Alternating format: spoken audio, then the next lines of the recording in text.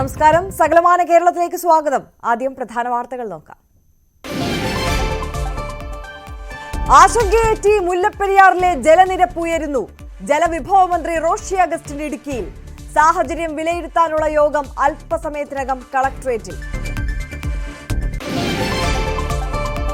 ഉരുളെടുത്ത മുണ്ടക്കൈയും ചൂരൽമലയും വാസയോഗ്യമോ? വയനാട്ടിലെ ദുരന്ത മേഖലകളിൽ വിദഗ്ധ സമിതിയുടെ പരിശോധന തുടരുന്നു. നഷ്ടപ്പെട്ട രേഖകൾ വീണ്ടെടുക്കാൻ പ്രത്യേക ക്യാമ്പുകൾ നടത്തും. തിരുവനന്തപുരം മര്യനാട് വീണ്ടും മത്സ്യത്തൊഴിലാളിയുടെ ജീവൻ പൊലിഞ്ഞു. വള്ളം മറിഞ്ഞു മരിച്ചത് വെട്ടത്തുറയിലെ അത്തനാസ്. 3 ആഴ്ചക്കിടയിലെ 4ാമത്തെ അപകടം. തൊടുപുഴ നഗരസഭാ അധ്യക്ഷ തെരഞ്ഞെടുപ്പിന് തൊട്ടുമുൻപ് UDF-ൽ ഭിന്നത. ലീഗിനും കോൺഗ്രസിനും പ്രത്യേകം സ്ഥാനാർത്ഥികൾ. ഇടതുമുന്നണിക്ക് വിജയസാധ്യത. പൂച്ചാക്കലിലെ നവജാത ശിശുവിന്റെ പോസ്റ്റ്മോർട്ടം തുടങ്ങി. കുട്ടിയെ കൊന്ന ശേഷമാണോ കുഴിച്ചിട്ടതെന്ന് സംശയം. അറസ്റ്റിലായ അമ്മ എറണാകുളത്തെ ആശുപത്രിയിൽ പോലീസ് നിരീക്ഷണത്തിൽ. സുഹൃത്തായ യുവാവ് റിമാൻഡിൽ. കൊല്ലം കോട്ടയം റൂട്ടിൽ ട്രെയിൻ യാത്ര ദുരിതമെന്ന യാത്രക്കാർ. പ്രതിഷേധിച്ച് ഫ്രണ്ട്സ് ഓൺ റെയിൽസ് കൂട്ടായ്മ. ട്രെയിനിലും പാലരുവിയിലും വേണാടിലും നല്ല തിരക്കാണ്. പ്രത്യേകിച്ച് പാലരുവിയിലെ തിരക്ക് അസാധാരണമായ തിരക്കാണ് പാലരുവിയിൽ അനുഭവപ്പെടുന്നത്. അതുകൊണ്ട് പാലരുവിക്ക് ശേഷം ഒരു വണ്ടി ഞങ്ങൾക്ക് തരണം. ലേഡീസ് ഒട്ടും കംഫർട്ടബിൾ അല്ല. മോസ്റ്റ്ലി പറയുകയാണെങ്കിൽ സാറ്റർഡേ, ഫ്രൈഡേ, മൺഡേ വളരെ വളരെ വളരെ മോശം അവസ്ഥയാണ് പാലരുവിയിൽ. ഇരിക്കണം എന്നുള്ള അത്യാഗ്രഹമൊന്നുമില്ല. അറ്റ്ലീസ്റ്റ് നിൽക്കാനെങ്കിലും ഒരു സൗകര്യം വേണം. പിറവം അല്ലെ ഏറ്റുമാനൂർ കോട്ടയം മുതലേ വണ്ടി നിറയുകയാണ്. ബാക്കിയുള്ള ആൾക്കാർക്ക് കയറാൻ ഒരു നിവൃത്തിയില്ലാത്ത അവസ്ഥ വരുവാണ്. എന്നിട്ടും അവർ ഇറങ്ങിയിട്ട് വീണ്ടും കയറുന്ന അവസ്ഥ. കാരണം ഇനി 2 മണിക്കൂർ കഴിഞ്ഞ് അടുത്ത വണ്ടിയുള്ളൂ. വിശദമായി നോക്കാം. മുല്ലപ്പെരിയാറിൽ ജലനിരപ്പ് ഉയരുന്ന സാഹചര്യത്തിൽ സ്ഥിതിഗതികൾ വിലയിരുത്താൻ മന്ത്രി റോഷി അഗസ്റ്റിന്റെ നേതൃത്വത്തിൽ അല്പസമയത്തിനകം യോഗം ചേരും. ഇടുക്കി കളക്ടറേറ്റിലാണ് യോഗം. ഡാം തുറക്കേണ്ടി വന്നാൽ സ്വീകരിക്കേണ്ട മുൻകരുതലുകളും പുതിയ ഡാം വേണമെന്ന കേരളത്തിന്റെ ആവശ്യത്തിൽ കൈക്കൊള്ളേണ്ട തുടർ നടപടികളും ചർച്ചയാകും. പ്രിൻസ് ജെയിംസ് കൂടുതൽ വിവരങ്ങൾ നൽകും. ജെയിംസ്, വയനാട് ദുരന്തം കൂടി ഉണ്ടായ പശ്ചാത്തലത്തിൽ വലിയ ആശങ്കയിലാണ് ജനങ്ങളുള്ളത്. മുല്ലപ്പെരിയാർ വിഷയം നിരന്തരം അവർ ഉയർത്തിക്കൊണ്ടിരിക്കുന്നു. പ്രത്യേകിച്ച് സോഷ്യൽ മീഡിയയിലൊക്കെ വലിയ ക്യാമ്പയിൻ നടക്കുന്ന ഒരു പശ്ചാത്തലമുണ്ട്. ആ സാഹചര്യത്തിലാണ് യോഗം കൂടി ചേരുന്നത്. ഇവിടെ ഇപ്പോൾ 2 പ്രധാനപ്പെട്ട വിഷയമുണ്ട്. ഒന്ന്, മുല്ലപ്പെരിയാറിലെ ജലനിരപ്പ് ഉയരുന്ന ആശങ്ക. മറ്റൊന്ന്, അത് കുറെ കൂടി ആലോചനകൾ വേണ്ട, നടപടികൾ വേണ്ട വിഷയം കൂടിയാണ്. എങ്ങനെയാണ് ഇന്നത്തെ ചർച്ചയിൽ ഈ വിഷയങ്ങളൊക്കെ അജണ്ടയായി വരുന്നത്? മറ്റ് വിശദാംശങ്ങൾ. തീർച്ചയായും മുല്ലപ്പെരിയാർ ആശങ്കകൾ സംബന്ധിച്ചുള്ള ഒരു ചർച്ചകളും ഇന്നത്തെ യോഗത്തിലുണ്ടാകുമെന്നാണ് കരുതുന്നത്. ഏതാനും നിമിഷങ്ങൾക്കുള്ളിൽ യോഗം ആരംഭിക്കും. മന്ത്രി റോഷി അഗസ്റ്റിൻ അടക്കമുള്ളവർ നിലവിൽ ഇടുക്കി കളക്ടറേറ്റ് എത്തിയിട്ടുണ്ട്. ഒപ്പം ഉദ്യോഗസ്ഥരുണ്ട്, ജില്ലാ കളക്ടറുണ്ട്. നടപടികൾ ഉടൻ ആരംഭിക്കും. യോഗത്തിലേക്ക് വിശദാംശങ്ങൾ ഉടൻ തന്നെ അറിയാൻ സാധിക്കുമെന്നാണ് നമുക്ക് കരുതുന്നത്.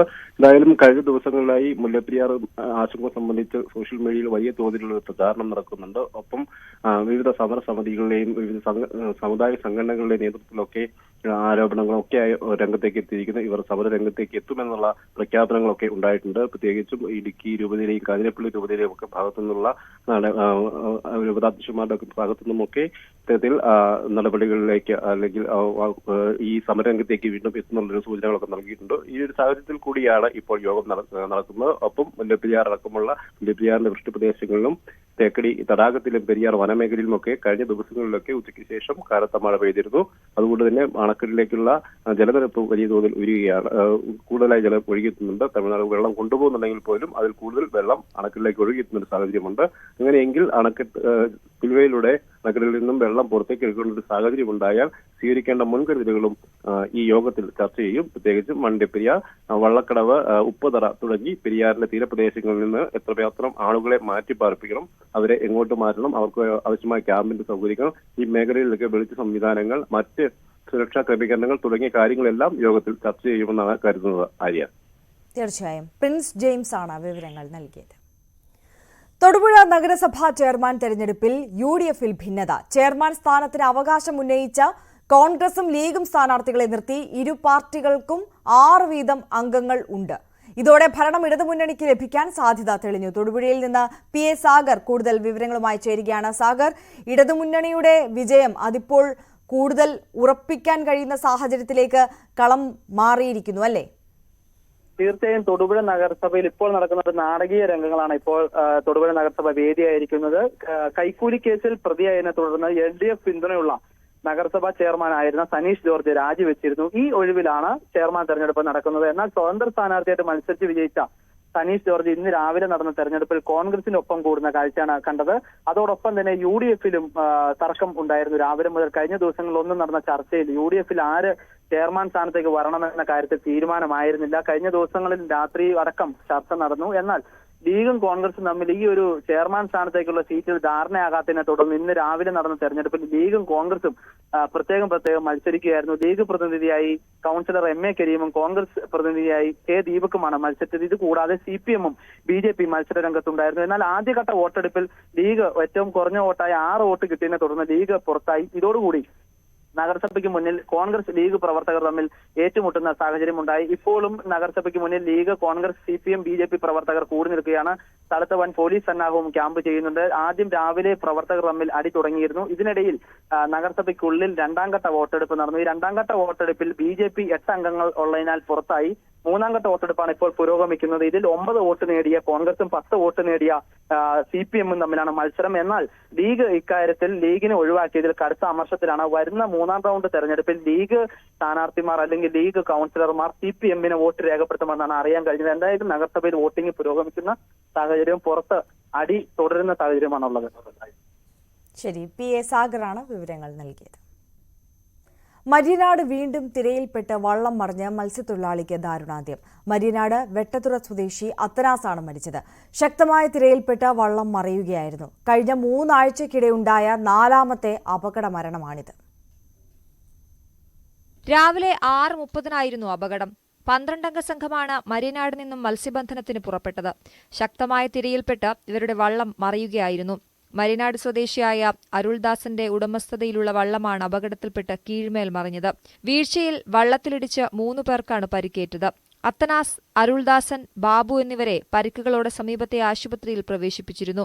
അത്തനാസിന്റെ പരിക്ക് ഗുരുതരമായിരുന്നു. തുടർന്ന് കഴക്കൂട്ടത്തെ സ്വകാര്യ ആശുപത്രിയിൽ എത്തിച്ചെങ്കിലും ജീവൻ രക്ഷിക്കാനായില്ല. അപകടത്തിൽപ്പെട്ട മറ്റ് 9 പേരും നീന്തിക്കയറി. കഴിഞ്ഞ 3 ആഴ്ചക്കിടെ വള്ളം മറിഞ്ഞ് 4ാമത്തെ അപകട മരണമാണ് ഇത്. രാവിലെ 6 മണിയായപ്പോൾ നമ്മൾ വള്ളം ഇവിടെ നിന്ന് കടലിലോട്ട് ഇറക്കി നമ്മൾ 7 പേരുണ്ടായിരുന്നു. 7 പേരുമായിട്ട് വള്ളം ഓടിക്കൊണ്ട് പോകുമ്പോഴത്തേക്കും ഫസ്റ്റ് ഒരു തിര മറിഞ്ഞ് അങ്ങോട്ട് പോയി. രണ്ടാമത്തെ തിരയും കയറിപ്പോയി. 3ാമത്തെ കടലാണ് വലിയ കടലായിട്ട് വന്നത്. അങ്ങനെ ആ കടലടിച്ചാണ് വള്ളം ചുമന്നത്. വള്ളം ചുമന്നിട്ട് അതിലൊരാൾ മരിച്ചു. സ്ഥിരം അപകടമുണ്ടാകുന്ന മുതലപ്പൊഴിയിൽ നിന്ന് 5 കിലോമീറ്റർ അകലെയാണ് മര്യനാട്. 22 പേർക്കാണ് 4 അപകടങ്ങളിലുമായി സാരമായി പരിക്കേറ്റത്. മഴ ശക്തമാവുകയും കടൽക്ഷോഭമുണ്ടാവുകയും ചെയ്യുന്ന സാഹചര്യത്തിലാണ് അപകടം സ്ഥിരമാകുന്നത് എന്നാണ് വിലയിരുത്തൽ. ന്യൂസ് 18 തിരുവനന്തപുരം. ഉരുൾപൊട്ടൽ നാശം വിതച്ച മുണ്ടക്കൈയും ചൂരൽമലയും ഇനി ജനവാസ യോഗ്യമാണോ എന്നറിയാൻ പരിശോധന. ദുരന്ത നിവാരണ അതോറിറ്റി നിയോഗിച്ച വിദഗ്ധ സമിതി ഇന്ന് ദുരന്ത മേഖലയിലെത്തും. നഷ്ടപ്പെട്ട രേഖകൾ വീണ്ടെടുക്കാൻ പ്രത്യേക ക്യാമ്പുകൾ നടക്കും.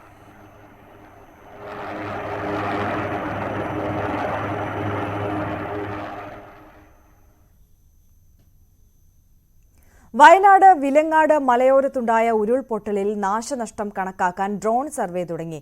ജില്ലാ കളക്ടറുടെ നിർദ്ദേശപ്രകാരം എറണാകുളം കേന്ദ്രമായി പ്രവർത്തിക്കുന്ന ഡ്രോൺ ഇമേജിനേഷൻ എന്ന കമ്പനിയാണ് സർവേ ആരംഭിച്ചത്. 5 പേരടങ്ങുന്ന സംഘമാണ് സർവേ നടത്തുന്നത്. വയനാടും ഇവരടങ്ങുന്ന സംഘമാണ് സർവേ നടത്തിയത്.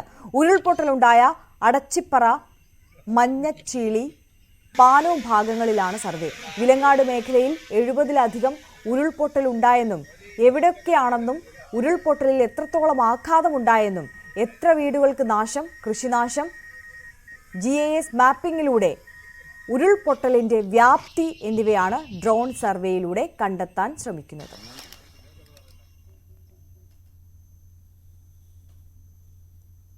ആലപ്പുഴ പൂച്ചാക്കിലിൽ രഹസ്യമായി മറവ് ചെയ്ത നവജാത ശിശുവിന്റെ പോസ്റ്റ്മോർട്ടം തുടരുന്നു.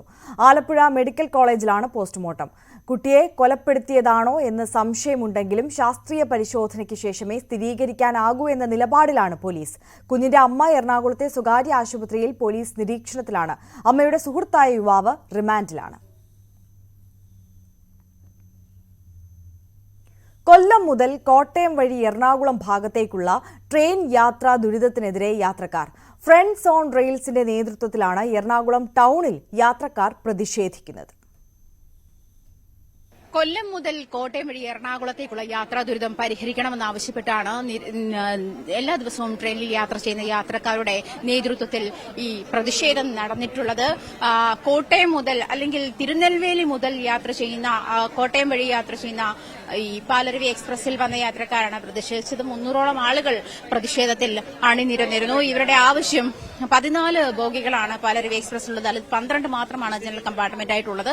ഈ യാത്രാ ദുരിതം കാരണം ഇത്രയധികം യാത്രക്കാർ, പ്രത്യേകിച്ചും ഓഫീസിൽ പോകുന്നവർ ഈ ട്രെയിനിൽ യാത്ര ചെയ്യുന്നത് കൊണ്ട് തന്നെ വലിയ കൺജസ്റ്റഡ് ആയിട്ടാണ് എല്ലാ കമ്പാർട്ട്മെന്റുകളും ഉള്ളത്. ഈ ഒരു സാഹചര്യം ഒഴിവാക്കണം.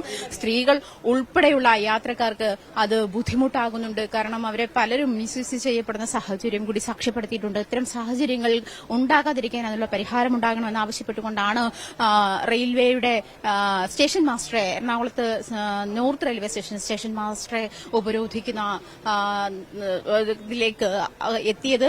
പാസഞ്ചർ ട്രെയിനിലും പാലരുവിയിലും വേണാടിലും നല്ല തിരക്കാണ്. പ്രത്യേകിച്ച് പാലരുവിയിലെ തിരക്ക് അസാധാരണമായ തിരക്കാണ് പാലരുവിയിൽ അനുഭവപ്പെടുന്നത്. അതുകൊണ്ട് പാലരുവിക്ക് ശേഷം ഒരു വണ്ടി ഞങ്ങൾക്ക് തരണം. പാലരുവിയിൽ കമ്പാർട്ട്മെന്റുകൾ കൂട്ടണം. ലേഡീസ് ഒട്ടും കംഫർട്ടബിൾ അല്ല. മോസ്റ്റ്ലി പറയുകയാണെങ്കിൽ സാറ്റർഡേ, ഫ്രൈഡേ, മൺഡേ വളരെ വളരെ വളരെ മോശം അവസ്ഥയാണ് പാലരുവിയിൽ.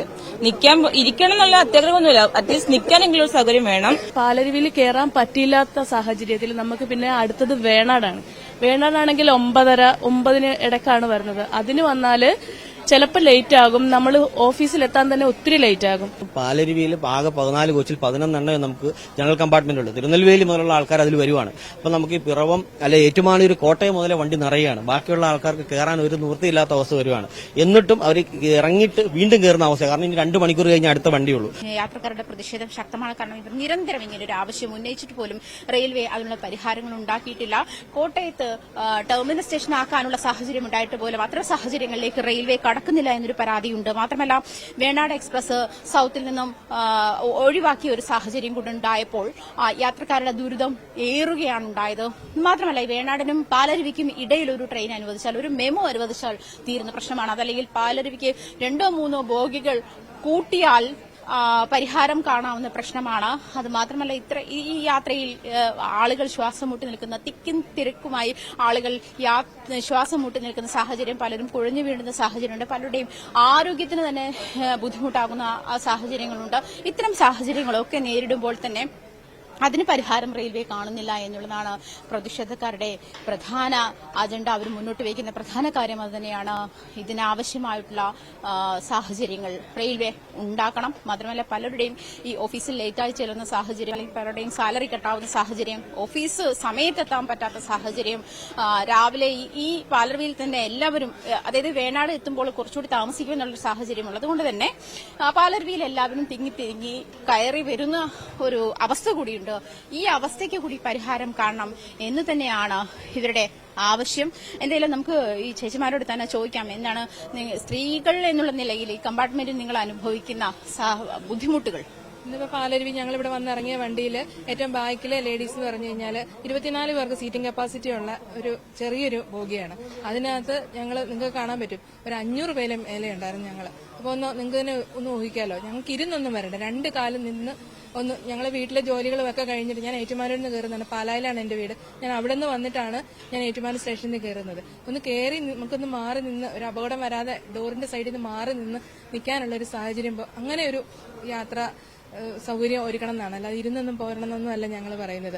ഞങ്ങൾ ഏറ്റവും കൂടുതൽ പറയുന്നത് പാലരുവിക്കും വേണാടിനും ഇടയ്ക്ക് ഒരു മെമു കോട്ടയത്ത് നിന്ന് എറണാകുളത്തേക്ക് അനുവദിച്ചു തരണം. ഒരു 9:15 ഇവിടെ എത്തുന്ന വിധത്തിൽ ഞങ്ങൾക്ക് ഓഫീസ് ടൈം സമാധാനം, എന്നും ടെൻഷൻ അടിച്ച സമയം പോകില്ലെന്ന് ഓർത്തിട്ട് ഞങ്ങൾ ഇങ്ങനെ ടെൻഷൻ അടിച്ച് നാണം കെട്ടാണ് ഓഫീസുകളിലൊക്കെ ഞങ്ങൾ കയറി ചെല്ലുന്നത്. അത് ഞങ്ങൾക്ക് ഒഴിവാക്കണം. അതിനു വേണ്ടിയിട്ടാണ് ഞങ്ങൾ ഈ ഷോപ്പിന് പുറകെ നടക്കുന്നത്. സ്ത്രീകൾ പൊതുവെ കമ്പാർട്ട്മെന്റിൽ കൺജസ്റ്റഡ് ആയിട്ട് യാത്ര ചെയ്യുന്നത് ചിലപ്പോൾ എല്ലാവർക്കും ലേഡീസ് കമ്പാർട്ട്മെന്റിൽ കയറാൻ പറ്റിയെന്ന് വരത്തില്ല. അപ്പോൾ ആ ഒരു സാഹചര്യം ഉണ്ടല്ലോ, നമുക്കത് നമ്മൾ സ്റ്റേബിൾ ആയിട്ട് നിൽക്കുന്നുണ്ടോ, നമ്മൾ കൺസിസ്റ്റന്റ് ആയിട്ടാണോ നിൽക്കുന്നത്, അങ്ങനത്തെ ഒരു സാഹചര്യം ഉണ്ടല്ലോ. അത്തരം സാഹചര്യങ്ങൾ ഫേസ് ചെയ്യുന്നുണ്ടോ? ലേഡീസ് ഭയങ്കര കൺജസ്റ്റഡ് ആണ്. അതായത് നമുക്ക് ഇരിക്കാൻ പറ്റില്ലെന്ന് മാത്രമല്ല, മര്യാദയ്ക്ക് നിൽക്കാൻ പോലും പറ്റുന്നില്ല. 2 കാലിൽ നിന്ന് ഈ പറഞ്ഞ പോലെ ഒറ്റക്കാലിൽ നിന്നൊക്കെയാ പോകുന്നത്. പിന്നെ അതിന്റെ ഇടയ്ക്ക് തലകറക്കമൊക്കെ സ്ഥിരം പരിപാടിയാണ്. അങ്ങനെ ബുദ്ധിമുട്ട് ഭയങ്കരമാണ്. ഓഫീസിൽ വൈകി എത്തുമ്പോൾ നാണക്കേട്, പിന്നെ പ്രൈവറ്റിലുള്ളവർക്കാണെങ്കിൽ സാലറി കട്ടിങ് ഒക്കെ വരുന്നുണ്ട്. ഞങ്ങൾക്ക് ലീവ് ക്യാൻസൽ ചെയ്ത് പോണു. അങ്ങനെ ഒരുപാട് ദിവസമായി ഇപ്പൊ ഇങ്ങനെ റിപ്പീറ്റ് ആയിട്ട് വരും. അപ്പൊ എന്നും ആകുമ്പോൾ നടപടികൾ ഉണ്ടാവുമല്ലോ, അതുകൊണ്ട് ബുദ്ധിമുട്ട് തന്നെയാണ്. ഞാൻ ചോദിച്ചത്, ഇപ്പൊ ജനറൽ കമ്പാർട്ട്മെന്റിൽ യാത്ര ചെയ്യുന്ന സ്ത്രീകളും ഉണ്ടാവില്ല, അവർക്കും ഈ പറഞ്ഞ പോലെ ആണുങ്ങൾക്കൊപ്പം ഇങ്ങനെ തിക്കിലും തിരക്കിലും യാത്ര ചെയ്യുന്ന ഒരു സാഹചര്യം, അത്തരം സാഹചര്യം മിസ്യൂസ് ചെയ്യപ്പെടുന്നുണ്ടെന്ന് തോന്നിയിട്ടുണ്ടോ? തിരക്കിനിടയിൽപ്പെടുമ്പോൾ സ്വാഭാവികമായിട്ടും അങ്ങനെ ഒരു ഇതുണ്ടാകാറുണ്ട്.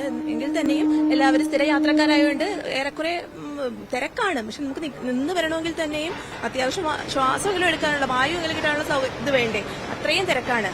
മിസ്യൂസ് ചെയ്യുന്നുള്ളതെന്ന് വെച്ച് കഴിഞ്ഞാൽ സ്ഥിര യാത്രക്കാരിൽ അങ്ങനെയുള്ള ഒരു ബുദ്ധിമുട്ടുകളൊന്നും ഉണ്ടാകത്തില്ല. അല്ലാതൊക്കെ കയറുന്നവര് നോർത്ത് ഇന്ത്യൻസ് ഒക്കെ കയറുമ്പോൾ അതിന്റേതായ ബുദ്ധിമുട്ടുകളും കാര്യങ്ങളൊക്കെ ഉണ്ടാകാറുണ്ട്. ഈ പ്രൊട്ടസ്റ്റ് എത്ര നാൾ തുടരാനാണോ ഉദ്ദേശിക്കുന്നത്? പരിഹാരം കാണുന്നവരെ മുന്നോട്ട് പോകാൻ തന്നെയാണോ? ഇപ്പൊ ഇന്ന് ഇവിടെ നിവേദനമൊക്കെ കൊടുത്തിട്ടുണ്ടല്ലോ, എന്തെങ്കിലും തീരുമാനം ഉണ്ടാവുമെന്നാണ് അറിയിക്കുന്നതല്ലോ. അതിനുശേഷം മറ്റു കാര്യങ്ങൾ ഒരുപാട് വേണാട് നോർത്തിലേക്ക് ആക്കിയപ്പോൾ തന്നെ എല്ലാവരും ഇതിനെതിരെ പ്രതിഷേധ കാര്യങ്ങളൊക്കെ അറിയിച്ചതായിരുന്നു. ഞങ്ങൾക്ക് ഇപ്പോഴും അതിന്റെ ഒരു തീരുമാനം വന്നിട്ടില്ല. വേണാട് മെയ് 1 പോകുന്നതാണ് ഇങ്ങോട്ട് നോർത്തിലേക്ക്. ഇതുവരെ ഒരു തീരുമാനം ഉണ്ടായിട്ടില്ല. മെമു കിട്ടണം എന്നാണ് കിട്ടുവാണെങ്കിൽ ഏറ്റവും സൗകര്യം എന്നുള്ളതാണ് ആളുകൾക്ക്. അത്തരമൊരു സാഹചര്യം തന്നെയാണ് ഇപ്പോൾ നമുക്ക് മനസ്സിലാകുന്നത്. കാരണം അത്രയധികം ബുദ്ധിമുട്ട് യാത്രക്കാർ അനുഭവിക്കുന്നുണ്ട്. അവരുടെ ഭാഗത്തുനിന്ന് നമ്മൾ മനസ്സിലാക്കുന്നത്, കേട്ടത് അത് തന്നെയാണ്. അവർ പലരും ഈ പറഞ്ഞ പോലെ പ്രൈവറ്റ് സെക്ടറുകളിൽ ജോലി ചെയ്യുന്നവർക്ക് ശമ്പളം കട്ട് ചെയ്യുന്ന സാഹചര്യം, അല്ലെങ്കിൽ സർക്കാർ ഉദ്യോഗസ്ഥർക്കാണെങ്കിൽ ലീവ് പോകുന്ന സാഹചര്യം, അങ്ങനെ ഒരുപാട്, അതായത് നിരന്തരം ലേറ്റായി ചെല്ലുന്ന സാഹചര്യങ്ങളൊക്കെ ഉണ്ടാകുമ്പോൾ ആ ഒരു അവസ്ഥയിലേക്ക് കൂടി അവർ അങ്ങേയറ്റം ടെൻഷനായിട്ട് അതല്ലെങ്കിൽ അങ്ങേയറ്റം ബുദ്ധിമുട്ടുകൾ അനുഭവിക്കുന്നുണ്ടോ എന്നുള്ള കാര്യം വ്യക്തമാണ്. ആജ്ഞ രവീന്ദ്രന്റെ റിപ്പോർട്ടാണ് കണ്ടത്. വയനാട് രക്ഷാപ്രവർത്തനത്തിൽ നിർണായകമായിരുന്നു ഓഫ് റോഡേഴ്സിന്റെ 4 വീൽ വാഹനങ്ങൾ. ലഫ്റ്റനന്റ് കേണൽ ഋഷി രാജലക്ഷ്മി തന്നെ അവരോട് യാത്ര പറഞ്ഞ രീതി അത്രമാത്രം ഹൃദയസ്പർശിയായിരുന്നു. ഈ മിഷനിൽ സജീവ പങ്കാളികളായ മലപ്പുറത്തെ ഓഫ് റോഡ് ഗ്രൂപ്പായ KL10 അവരുടെ അനുഭവങ്ങൾ ന്യൂസ് 18നോട് പങ്കുവയ്ക്കുകയാണ് CV അനുമോദിലൂടെ. വയനാട്ടിലെ രക്ഷാപ്രവർത്തനത്തിൽ ഏറ്റവും നിർണായകമായിരുന്നത് 4 വീൽ ജീപ്പുകളുടെ ഓഫ് റോഡേഴ്സിന്റെ സാന്നിധ്യമാണ്. പലപ്പോഴും സാധാരണ വാഹനങ്ങൾക്ക് കടന്നെത്താൻ കഴിയാത്തിടത്ത് ഇവരാണ് കടന്നു ചെന്ന് രക്ഷാപ്രവർത്തനം നടത്തിയത്. നമ്മൾ ഋഷി രാജലക്ഷ്മിയുടെ വീഡിയോ കണ്ടതാണ്. എത്രമാത്രം ഹൃദയസ്പർശിയായിട്ടാണ് അദ്ദേഹം ഇവരോട് നന്ദി പറഞ്ഞിരുന്നത് എന്ന്. അതുമാത്രം മതി ഇവരുടെ ആ ഒരു മേഖലയിലെ രക്ഷാപ്രവർത്തനത്തിനെ അടയാളപ്പെടുത്താൻ. നമ്മോടൊപ്പം ചേരുന്നത് KL10 ഗ്രൂപ്പാണ്. ഇവരാണ് കഴിഞ്ഞ കുറേ ദിവസങ്ങളായി വയനാട് ഒരുപാട് ദിവസം ഒരുപാട് ദുഷ്കരമായ സാഹചര്യങ്ങളിൽ രക്ഷാപ്രവർത്തനം നടത്തിയവരാണ്, അതിൽ പങ്കെടുത്തവരാണ്. ഇതിലേറെ പേര്. ഒപ്പം നമ്മോട് ചേരുന്നത് ഫിലിപ്പ് അമ്പാട് സാറാണ്. അദ്ദേഹം ഇവരെ അഭിനന്ദിക്കുവാൻ വേണ്ടി ഇവിടെ വന്ന ഒരു സാഹചര്യം കൂടിയാണ് ഇപ്പോഴുള്ളത്. ആദ്യം നമുക്ക് KL10 ഗ്രൂപ്പിലേക്ക് ചെല്ലാം. നിങ്ങളുടെ ഈ ഒരു ആ ദിവസങ്ങളിലെ പ്രവർത്തനം നമ്മളെല്ലാം നേരിൽ കണ്ടതാണ്. അസാമാന്യമായിരുന്നു, അസാധ്യമായിരുന്നു പലതും. എങ്ങനെയാണ് ആ ഒരു അനുഭവങ്ങൾ ഓർത്തെടുക്കുന്നത്? തീർച്ചയായിട്ടും ഇങ്ങനൊരു വയനാട് ഇത്രയും വലിയൊരു ദുരന്തം നടന്നു എന്നുള്ളത് നമ്മൾ അന്നത്തെ ദിവസം രാവിലെ വളരെ ദുഃഖകരമായിട്ടാണ് നമ്മളും ഉണർന്നത്. ആ ഒരു വാർത്ത കേട്ടിട്ടാണ്. തുടരെ അവിടെ നടക്കുന്ന രക്ഷാപ്രവർത്തനങ്ങളുടെ ഭാഗമായിട്ട് ഞങ്ങൾ KL10 ഗ്രൂപ്പിനകത്ത് തന്നെ ഇവിടെ രക്ഷാപ്രവർത്തനങ്ങളിലേക്ക് പോകാൻ താല്പര്യമുള്ള ആളുകൾ ഒന്ന് മുന്നോട്ട് വരണമെന്ന് പറയുകയും അതിൽ ഏകദേശം 170 മെമ്പർമാരുള്ളതിൽ കുറച്ച് ആളുകളൊക്കെ അബ്രോഡാണ്. എങ്കിലും ഒരു 71-80ഓളം ആളുകൾ സ്വന്തം വാഹനവും എടുത്തിട്ട് ഞാൻ റെസ്ക്യൂവിന് പോകാൻ റെഡിയാണെന്ന് പറഞ്ഞ് മുന്നോട്ട് സ്വയമേ കടന്നു വരികയാണ് ചെയ്തിട്ടുണ്ട്. നമ്മുടെ 10ഓളം വാഹനങ്ങളും ഏകദേശം ഒരു 10-20ഓളം നമ്മുടെ ക്ലബ് മെമ്പേഴ്സും അവിടെ പോവുകയും തുടർച്ചയായി 2-3 ദിവസം നമ്മൾ ഈ കണ്ട എല്ലാ റെസ്ക്യൂ ഓപ്പറേഷൻസിനും അവിടെ ഒരു ടീമായിട്ട് തന്നെ നമ്മൾ പ്രവർത്തിക്കുക ചെയ്യുന്നത്. പാരലലി ഈ ബോഡികളെല്ലാം ഒഴുകി വരുന്നത് നമ്മുടെ തൊട്ടടുത്ത പ്രദേശമായ നിലമ്പൂർ, മുണ്ടേരി ഭാഗങ്ങളിലൂടെയാണ്.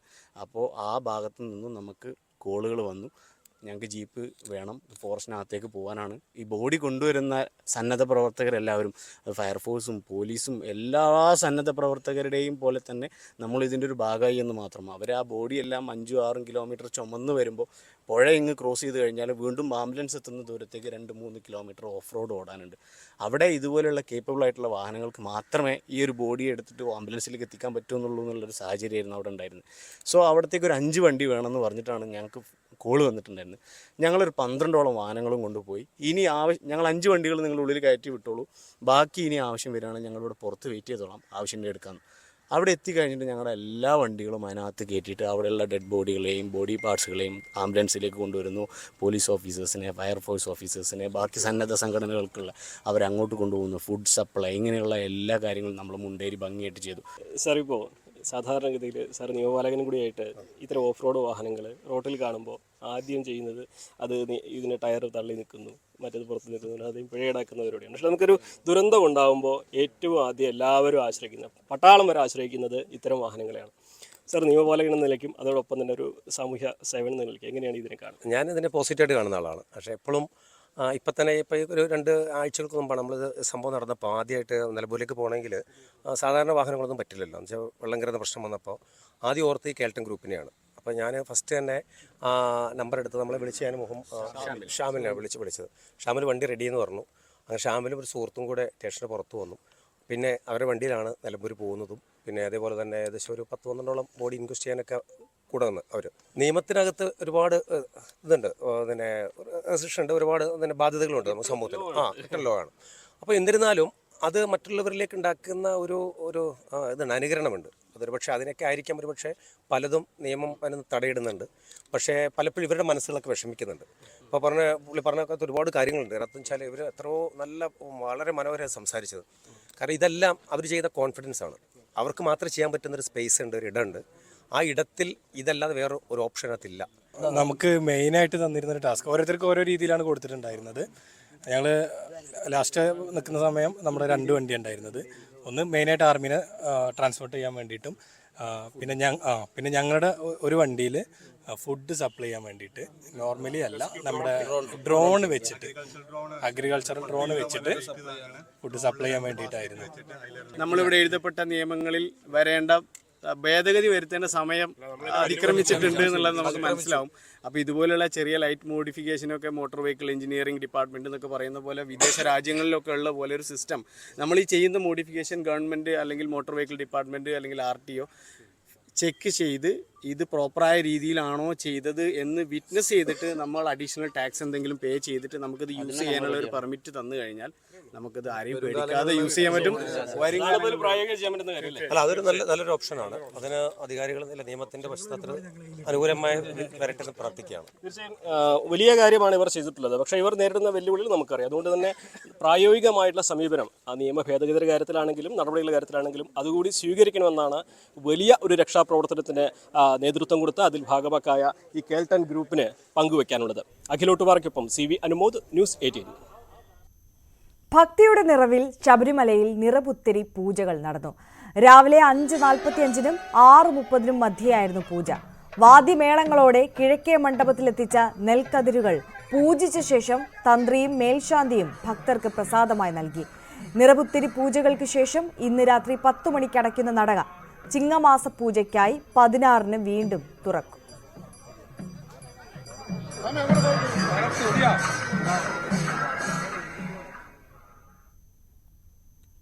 കാസർഗോഡ് മാലോമിലെ ജോയിയുടെ കരൾ മാറ്റ ചികിത്സയ്ക്കുള്ള പണം കണ്ടെത്തുന്നതിനായി ബിരിയാണി ചലഞ്ച് സംഘടിപ്പിച്ച് ജനകീയ കൂട്ടായ്മ.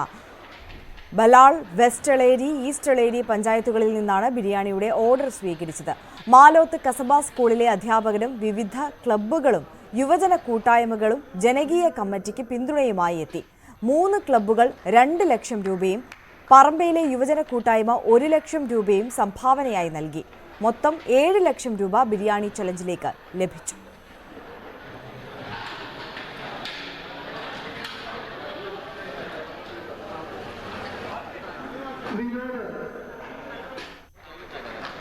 ജോയിൻ്റെ കരൾ മാറ്റിവെക്കൽ ശസ്ത്രക്രിയയ്ക്ക് വേണ്ടി ഇവിടെ ഒരു ബിരിയാണി ചലഞ്ച് ഞങ്ങൾ സംഘടിപ്പിക്കുകയുണ്ടായി.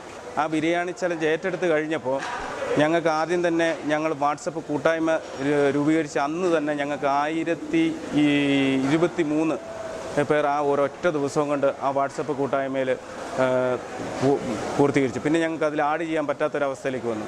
അത് കഴിഞ്ഞ് അതിൻ്റെ പിറ്റേ ദിവസമായപ്പോഴത്തേനും ഞങ്ങൾ ചിന്തിച്ച ആ 3 ലക്ഷം രൂപ ഞങ്ങളുടെ സുഹൃത്തുക്കളും നാട്ടിലുള്ള പുറത്ത് ജോലി ചെയ്യുന്നവരും എല്ലാവരുമായിട്ട് ഞങ്ങൾക്കൊരു 3 ലക്ഷത്തിൽ മീതെ സംഭാവന കിട്ടി. തിരുവനന്തപുരം ചിറയൻകീഴിൽ വാച്ച് റിപ്പയർ ചെയ്യാനെത്തിയ പ്രായപൂർത്തിയാകാത്ത പെൺകുട്ടിയെ പീഡിപ്പിക്കാൻ ശ്രമിച്ച 60-കാരൻ പിടിയിൽ. ചിറയൻകീഴ് പുളിമൂട് ജംഗ്ഷന് സമീപം വാച്ചുകട നടത്തുന്ന ജി ബാബുവിനെയാണ് ചിറയൻകീഴ് പോലീസ് അറസ്റ്റ് ചെയ്തത്. കഴിഞ്ഞ 9-ാം തീയതി റിപ്പയർ ചെയ്യാൻ കൊടുത്ത വാച്ച് തിരികെ വാങ്ങാൻ വന്ന പെൺകുട്ടിയെ കടയ്ക്കുള്ളിൽ വെച്ച് പീഡിപ്പിക്കാൻ ശ്രമിക്കുകയായിരുന്നു.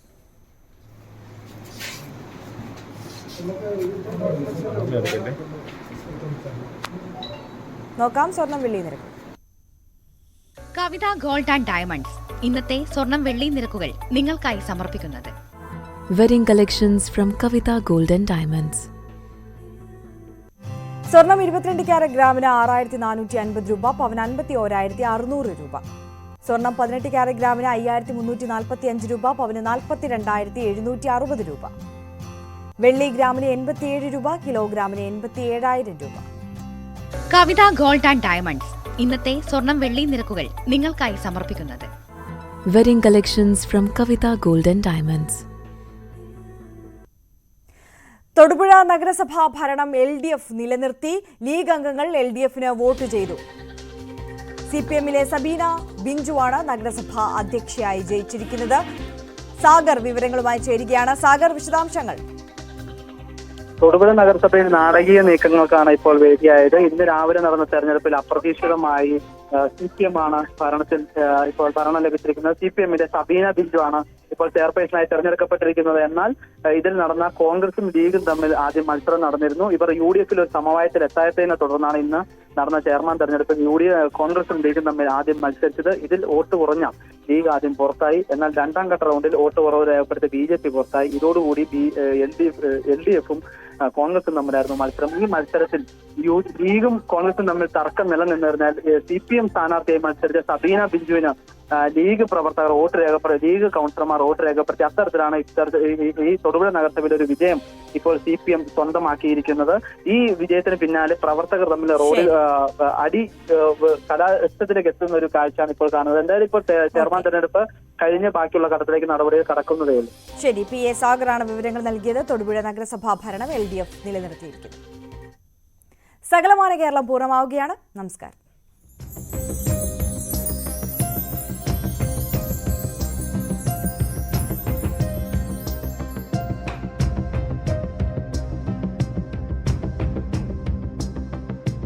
നിങ്ങൾക്ക് ഏത്